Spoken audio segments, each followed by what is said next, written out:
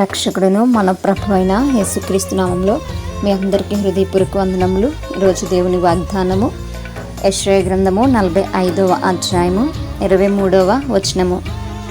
నా ఎదుట ప్రతి మోకాలు వంగుననియు ప్రతి నాలుకయు నా తోడని ప్రమాణం చేయుననియు నేను నా పేరట ప్రమాణం చేస్తున్నాను. నీతిగల నా నోటి మాట బయలుదేరి ఉన్నది, అది వ్యర్థము కానేరదు.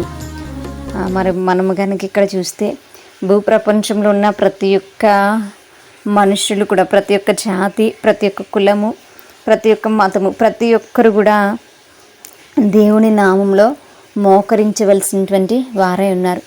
ఆయన సన్నిధానముకు వచ్చేటువంటి వారుగా ఉన్నారు. మరి ప్రతి నాలుక కూడా మరి యేసుక్రీస్తు వారిని ఘనపరచవలసినటువంటి రోజు రాబోతున్నది.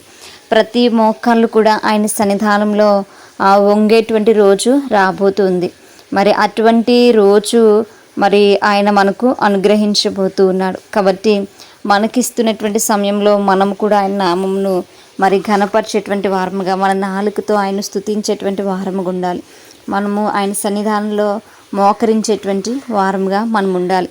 మరి ఆయన ప్రమాణం చేసినటువంటి వాడు కనుక ఆయన నమ్మదగినటువంటి వాడు. ఆయన చేసినటువంటి ప్రమాణమును ఆయన మర్చిపోయేటువంటి వాడు కాదు. కనుక ఆయన ఆ ప్రమాణంను నెరవేర్చబోతూ ఉన్నాడు. కాబట్టి ఆయన మనకిచ్చినటువంటి అవకాశాన్ని బట్టి మనము దేవుని సన్నిధానంలో మొదలుపెట్టేటువంటి వారముగా, అనేకులకు దేవుని కోసం చెప్పేటువంటి బిడ్డలుగా మనం ఉండాలి. మరి ఆయన ఎందు నిమిత్తం అయితే మనల్ని ఎన్నుకుని ఉన్నారో మనము ఆ యొక్క చిత్తాన్ని మనం నెరవేర్చేటువంటి బిడ్డలుగా ఉండాలి. ఆయన నీతి కలిగినటువంటి దేవుడు. ఈ మాటను మనం జ్ఞాపకం చేసుకోవాలి.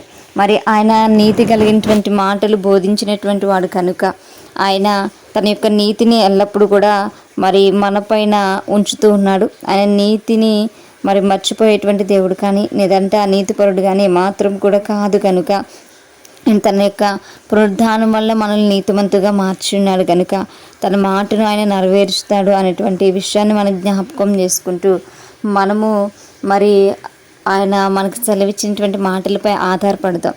ఆయన తన యొక్క మాటలు ఇచ్చి ఉన్నాడు, వాగ్దానం చేస్తున్నాడు.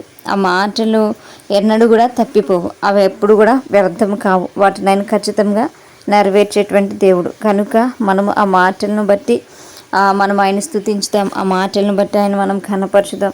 మరి మనము ఆయన సన్నిధానంలో మోకరించేటువంటి బిడలముగా, మనము ఆయనను ఘనపరిచేటువంటి బిడలముగా ఉందాం. ఆయనకు స్తుతి మహిమలు చెల్లించడం మనకు మంచిది, మనకు శ్రేయస్కరం. కనుక మనం ఎల్లప్పుడూ కూడా ఆయనకు కృతజ్ఞతాస్తులు చెల్లించుదాం. అటువంటి కృప దేవుడు మనందరికీ కూడా అనుగ్రహించునుగాక. ప్రార్థించుకుందాం. పరిశుద్ధుడా, మహాగణుడా, మీకు వందనాలు. ప్రేమాస్వరూపి, మీకు స్తోత్రాలు.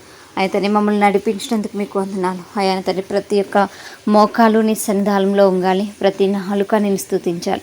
ప్రభా, నువ్వు మాట ఇచ్చావు, తప్పని వాడు. అయితే నువ్వు ప్రమాణం చేసావు, నెరవేర్చేవాడు, నీతి గల దేవుడు. అయా, నీ మాట అన్నడను వ్యర్థం కాదు ప్రభా.